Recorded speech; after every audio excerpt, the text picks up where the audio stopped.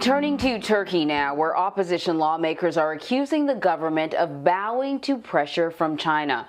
According to the Associated Press, the legislators say Beijing is leveraging shipments of COVID-19 vaccine doses in exchange for Ankara cracking down on Uyghur Muslims living in Turkey. The U.S. has accused China of committing genocide against Uyghurs in that country. So Dake Kang is one of the authors of the Associated Press piece exploring these allegations. We want to bring him in to talk more about this. Thank you so much for joining us. I gotta say, this was very illuminating for me. I have read about, at times, the Chinese government reaching beyond its borders to limit the voices of Uyghurs who have already left China. Usually it's in the United States. I never even considered Turkey.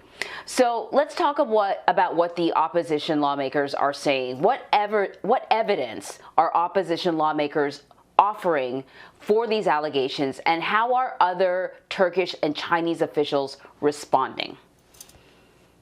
Yeah, that's a great question. So this is obviously a very serious allegation. Basically, opposition lawmakers are saying that China is pressuring Turkey to sign an extradition bill, which would mean that it would be easier for China to get Uyghurs in Turkey back to China. And that has a lot of Uyghurs in Turkey worried because they fear that if they get deported back to China, they face near certain detention and possibly death.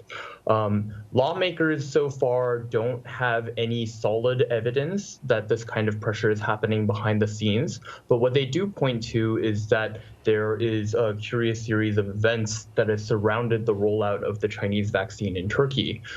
Turkey is almost entirely reliant on a vaccine made by one Chinese company, and those vaccine shipments have been delayed repeatedly, weeks at a time.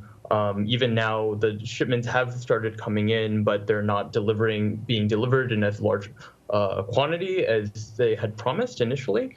And that is being coupled with China suddenly ratifying this extradition bill on their side in December, and this extradition bill has been, sitting around for years. So people are questioning, what's going on? Why is there this delay with the vaccines at the same time that the extradition bill is getting ratified in China? So, periodically we have discussed sort of the growing influence of China around the globe through infrastructure, through business investment, through technology. What is the relationship like between Turkey and China? How has it evolved?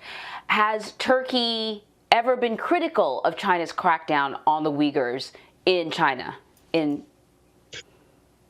Absolutely, yeah. So Turkey and the Uyghurs actually have a close cultural connection because Uyghurs are actually a Turkic, largely Muslim ethnic group in China's far west. So, there's historic kind of cultural and linguistic ties between Turkey and the Uyghurs. And that means a lot of people in Turkey are very sympathetic to the plight of the Uyghurs. And President Erdogan of Turkey he's kind of a nationalistic, sometimes firebrand kind of president, and he used to fashion himself as kind of the protector or the defenders of the Uyghurs. And so, back just over 10 years ago, he actually called China's crackdown on the Uyghurs as a genocide, many, many years before other countries were even paying attention to the situation there. But that all changed with the coup in 2016, Erdogan, an attempted coup, sorry. And Erdogan actually, in response to that, initiated a crackdown on civil society, which led Turkey to kind of move away from Western governments because of censure from them and move towards China because China was offering loans and investments that other countries were not willing to offer Turkey.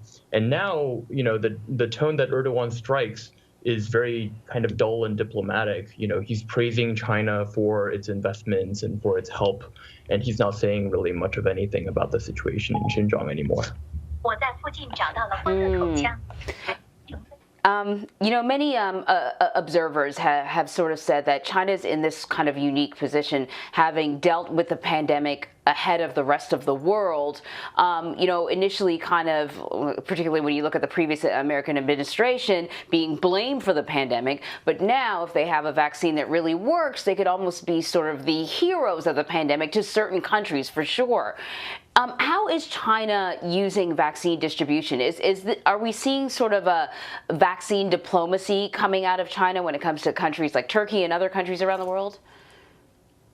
Yeah, I mean, absolutely. I think that China is, one of the world's largest producers of vaccines. It's developed some of the first vaccines for COVID-19, and it's clearly it's clearly kind of promoting the fact that it's going to be delivering a lot of these vaccines to developing countries around the world as part of its diplomatic efforts.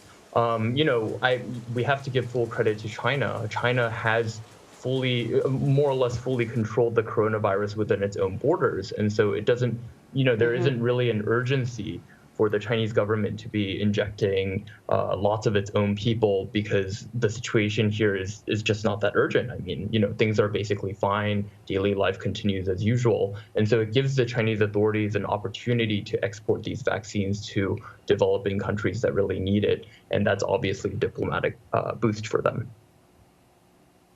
Well, it's all really fascinating. Great work on the story. Thank you very much. Thanks so much for having me.